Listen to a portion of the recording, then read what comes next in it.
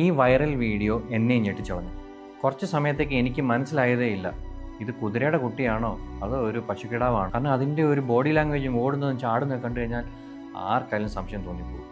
ഈ വീഡിയോയിലെ പോലെ ഈ പശുക്കുട്ടി കുതിരകളുടെ കൂടെ നടന്നും എടുത്തും ശീലിച്ചും അവർ ചിന്തിക്കുന്ന പോലെ ചിന്തിച്ചും അവർ നടക്കുന്ന പോലെ നടന്നും ഇപ്പം അതിൻ്റെ രീതിയെ ഒരു കുതിരക്കുട്ടിയുടെ പോലെയായി. ഈ വൈറൽ വീഡിയോ മാത്രം മതി നിങ്ങൾക്ക് നിങ്ങളുടെ ജീവിതം കംപ്ലീറ്റ് ആയിട്ട് മാറ്റിമറിക്കാൻ വേണ്ടിയിട്ട്, നിങ്ങളുടെ ചിന്താഗതികൾ പുതിയ ഷിഫ്റ്റ് ഉണ്ടാക്കാൻ വേണ്ടിയിട്ട്. വേറെ ഒന്നും നിങ്ങൾക്ക് വേണ്ട. നിങ്ങൾ ഏത് കുടുംബത്തിൽ ജനിച്ചു, ഏത് സാഹചര്യത്തിൽ വളർന്നു, ഇതൊന്നുമല്ല നിങ്ങളുടെ ഫ്യൂച്ചർ തീരുമാനിക്കുന്നത്. മറിച്ച് നിങ്ങൾ ഏത് ആളുകളുമായിട്ട് ഇടപഴകുന്നു എന്നുള്ളതാണ്. How is your human network? നിങ്ങളുടെ ആ നെറ്റ്വർക്കാണ് നിങ്ങളുടെ ജീവിതം തീരുമാനിക്കുന്നത്. നിങ്ങളുടെ മൈൻഡിൻ്റെ സൈക്കോളജിയാണ്, നിങ്ങളുടെ ബ്രെയിനിൻ്റെ സൈക്കോളജിയാണ്. ലൈഫിൽ റിസ്ക് എടുക്കുന്നത് തെറ്റാണ് എന്ന് വിചാരിക്കുന്ന ഒരു കൂട്ടുകെട്ടിലാണ് നിങ്ങളുള്ളതെങ്കിൽ നിങ്ങളും ലൈഫിൽ റിസ്ക് എടുക്കത്തില്ല.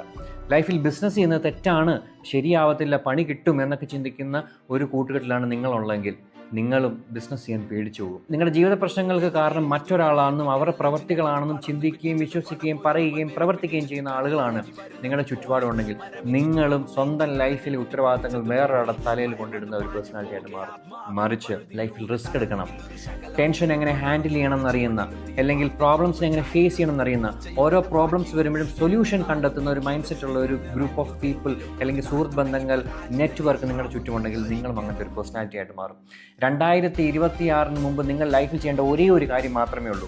നിങ്ങൾ എന്താണോ ലൈഫിൽ ആയിത്തീരാൻ ആഗ്രഹിക്കുന്നത് അതുപോലത്തെ ചുറ്റുപാടുള്ള സുഹൃത്തുക്കളും സുഹൃത്ത് ബന്ധങ്ങളും നെറ്റ്വർക്കും നിങ്ങൾ ഉണ്ടാക്കണം.